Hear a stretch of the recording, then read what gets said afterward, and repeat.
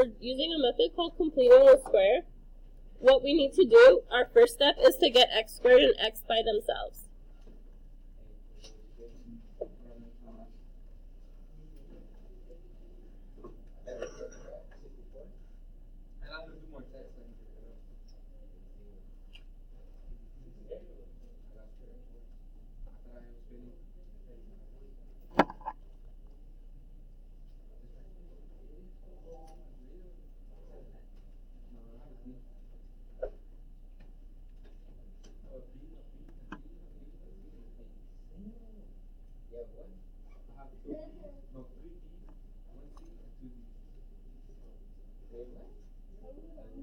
Whoa.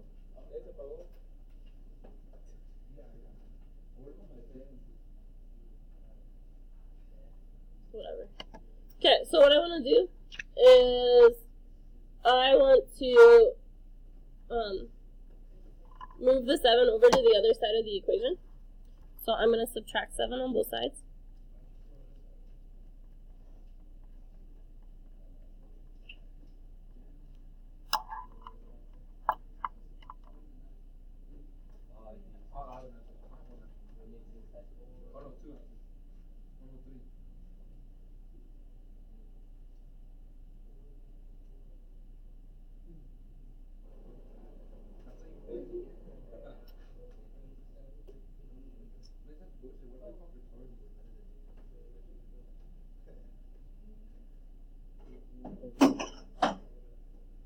Okay.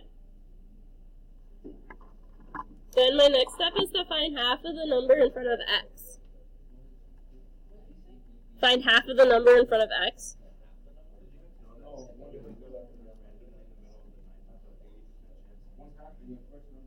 No, not the first number.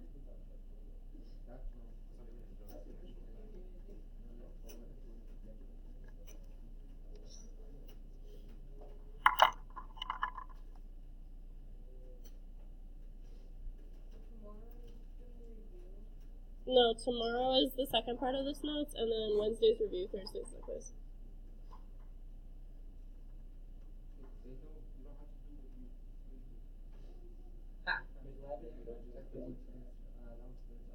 If you don't do what? Yeah, you don't do it. I think you gotta pay to sign up, though. Oh, but I don't know.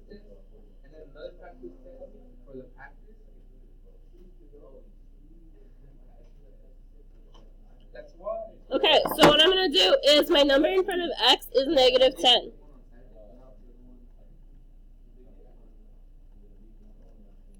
So half of that is negative 5.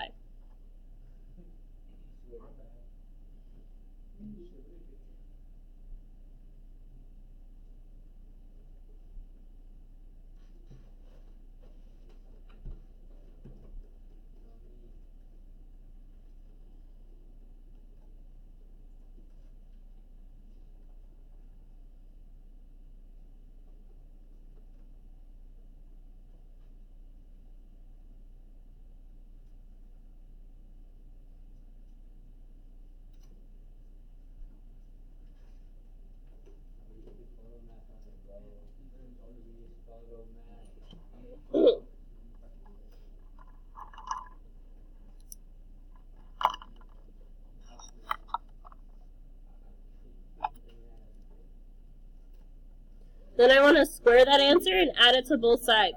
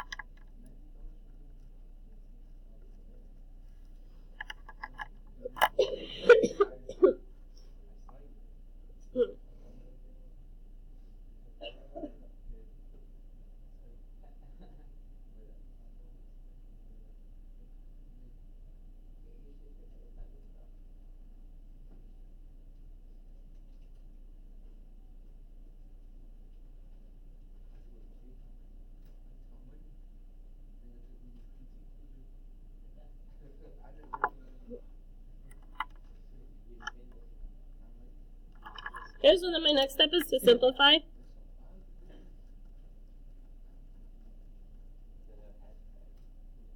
So negative 5 squared is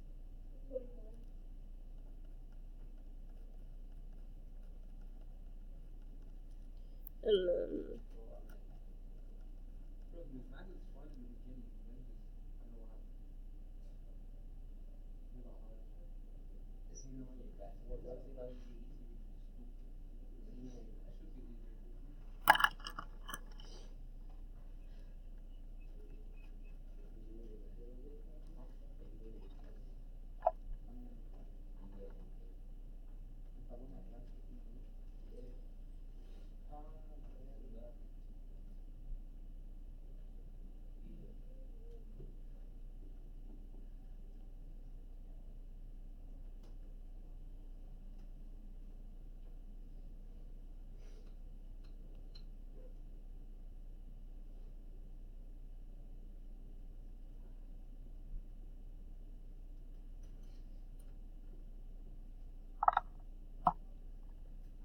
okay, then my next step is to factor the left side and combine the terms on the right.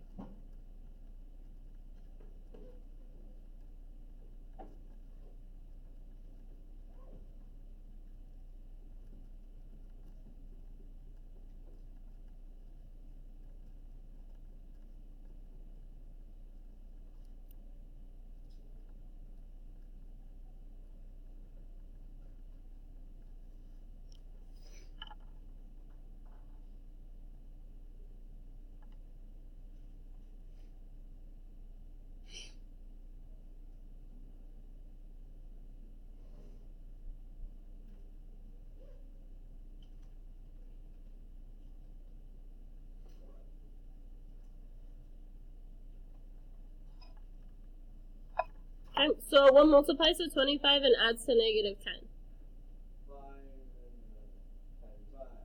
Positive 5s?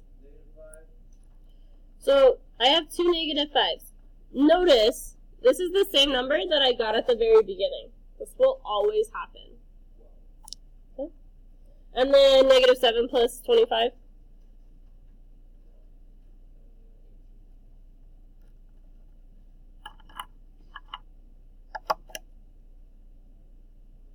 Okay. So this method is called completing the square because I will always get a squared when I'm solving.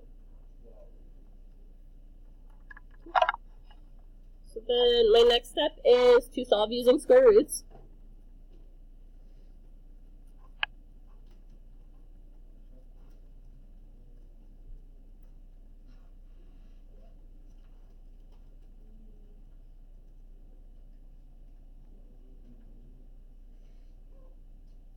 So I want to take the square root of both sides.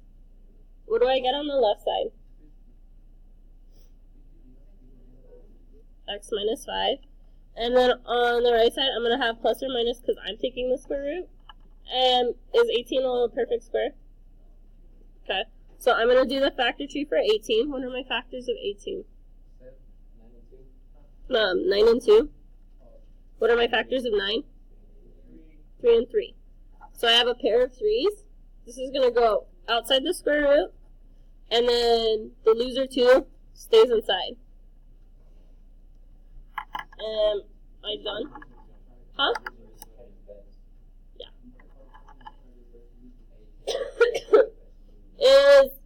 Is I? Am I done? Yeah, so my final step is to get x alone.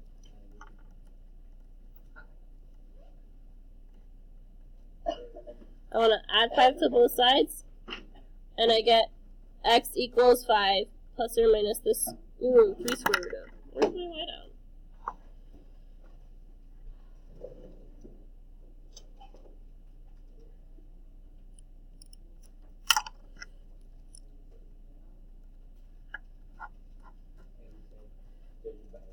Questions on this process? Question.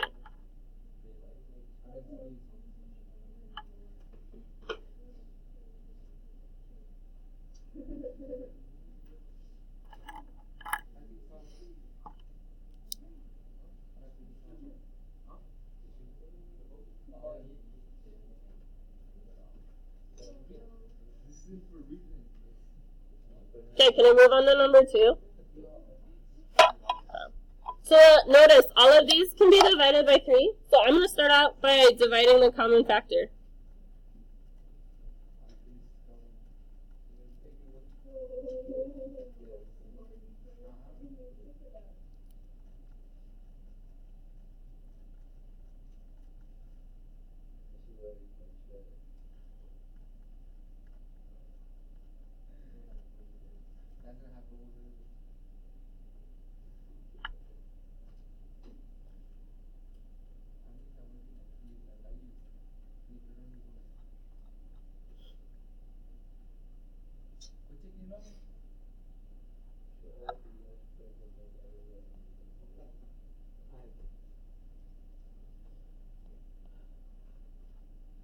Okay, so what do I get when I divide everything by 3?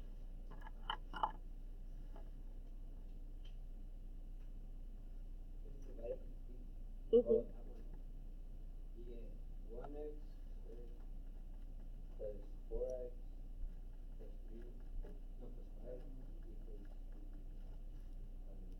Zero. Okay.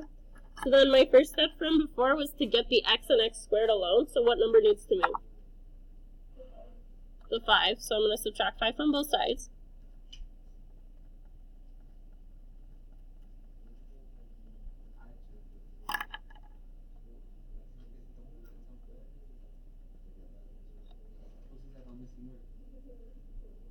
Okay. What's my next step?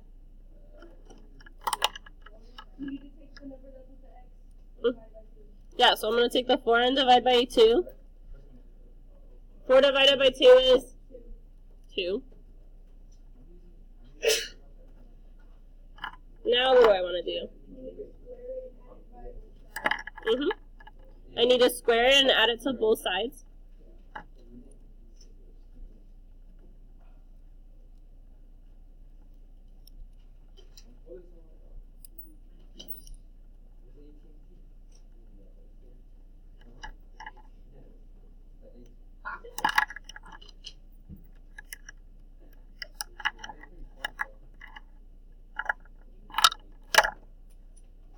Okay, what goes next?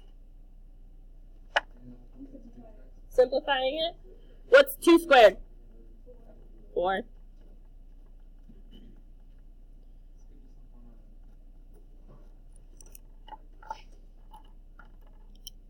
Okay, what goes next? Already simplified. Okay, so what multiplies to 4 and adds to 4? 2. So I have x plus 2 squared. And then what happens on my left side? Right side. I get negative 1. Okay. What do I get on the left side?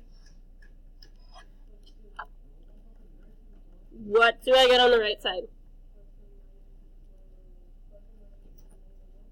What is the square root of negative 1? No. I. Okay, this is something I noticed when I was grading the homework on Friday. Sorry. A lot of people forgot that when you get a negative number, now we can write I instead. Lots of people were just writing no solutions. Okay. Am I done? No, x isn't alone. What do I need to do? Subtract 2 on both sides.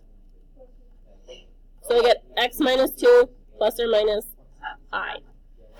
Questions? Here.